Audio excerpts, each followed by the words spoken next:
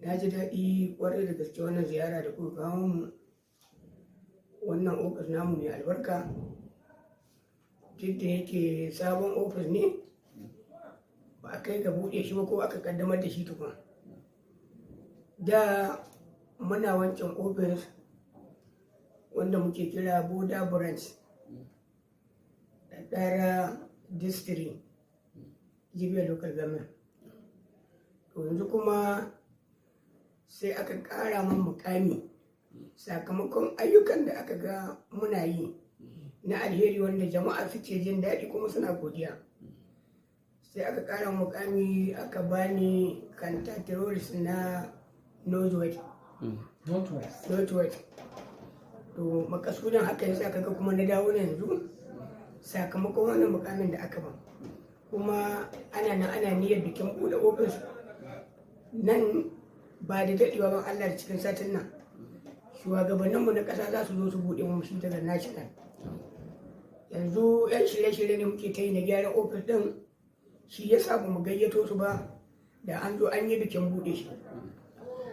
To gaskiya dalilin buɗe wancan tun daga buɗe wancan ofis har muka kawo yanzu mun samu nasarori ƙwarai da gaske, saboda an ɗauki mutane a area Bugaje mun bi mun tara mun an so su.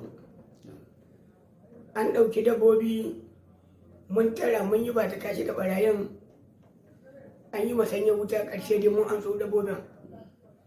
An kuma ɗauki mata a nan wajen caccas da yara ƙanana, su ma mun tare su cikin dare wajen ƙarfe 3 na dare suka haihu mu muna kwance. To muka yi musu ambush kuma muka kwato matan da yaran duka da kuma dabbobin da suka ɗauka duka muka kwato. Sai wani lokaci da suka ɗan zo kuma suka tsallaka wani gari da ake ce ma Damba gari jamhuriyar Nijar wajen su 40. To sun taho muna ta waya har muka tare su inda suka taso ma da yake mun san wuraren, sai muka kwanta musu. To mu kuma sanda muka kwanta ni da yara na mu tara ne. To amma nan ma dai muka ɗan yi masanya wuta da su. Sun ɗauko sanuwa sama da 100 da wani abu banda awaki. To amma inda muka kwanta da su muka yi masanya wuta nan ma dabbobin nan dukkan mun karɓe su. Amma nan sun harbo mani yaro guda ga cinya ga hannu, inda na ɗauko shi na ne medical center da shi. Shugaban karamar hukumar Jibiya kuma Alhaji Sabi Obishir Metan ya ɗauki ɗawainiyar shi, aka yi mashi magani, aka yi mai aiki har ya warke. Don yanzu kuma jajircewa shi da ƙoƙarin shi sakamakon wani mukamin da muka samu, shi 'yan ƙungiya ta suka zo aka ba mataimaki na yanzu. Saboda yana da ƙoƙari, yana da hazaƙa ƙwarai da gaske. Duk da an harbe shi yana asibiti zuciya na wurin aiki. To kuma sun sake zowa a nan Kusa, sun ɗauke shanu nan ma sama da 100 da ƙananan dabbobi. To amma nan ma mun tare su muka kwanta musu ce mutum warin bala, duk da yake bai kamata in faɗi inda muka kwanta ba. To su ma nan wajen ƙarfe 2 da wani abu na dare nan ma suka haye mu muna kwanci cikin ramu.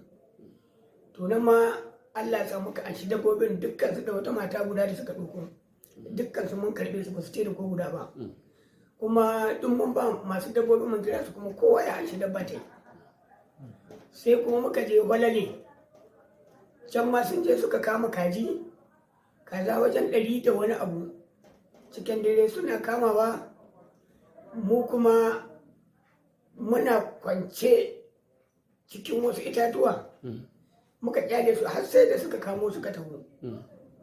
To nan ma yadda suka taho suka haye mu, to da muka buɗe musu wuta nan ma suka zidda kajin, muka yi ta yin ba ta kashe da su, suka ruga suka bar kajin nan ma muka ɗauko su muka dawo da kajin. Da muka zo da kajin ofis ɗinmu na kira shugaban karamar hukumar Jibiya Alhaji Sabi Obishir Metan, ya zo muka kira masu kajin nan duka suka zo, kowa ya ga da kazar shi aka ba shi abinci suka koma gida. akwai wa'anda suka zo ba su ma da kuɗin mota wanda za su koma, to shi ciyaman ɗin ma shi ya ba su kuɗi da kai kuma suka koma. Bayan nan kuma akwai wata arangama da muka yi da su a wani gari da ake ce ma Yaule kamin ka isa da ɗara. Nan ma sun ɗauko wasu mata da wani yaro guda, to nan ma Allah ba mu nasara, nan ma mun ashe su. To sakamakon wannan ayyukan da muke ta yi da dare da rana da sanyi da ɗari muna ta yi, mutane suka ga amfanin abun, tun ba mai taimaka mamu da ko naira 10. To mutane su da kansu suna kawo wani abu su ce mu sai batir ko mu sai ruwa ko a yi sallah ko a yi wani abu. Mutane dai na godiya kwarai da gaske abin da suka ga ana yi musu. Dan yanzu bikin wannan ofis ɗin mutane abin da suke jira kawai a sa ranar da za a ce za a buɗe shi. Sun ce za su zo su ba da gudunmuwar su iyakar bakin kokarin abin da Allah ya hore masu. Yanzu yaya zaman lafiyar wannan yankin yake yanzu? To mu yanzu in ka hada shi da baya. To mu yanzu a nan tsakani da Allah mutane maza da mata yake zuwa suna mu godiya nan ofis. Sakamakon da rana ta ke faduwa an ɗauki abinci an ɗau yara an gudu an bar gida. To yanzu kawai sai a kwana 20 ko 30 baka ji an ce ma ga sun hito ba. Kowa yana ta'adda saboda suna gida kwancin su hankalin su ya kwanta yanzu. Gaskiya an samu sauki 100% gaskiya.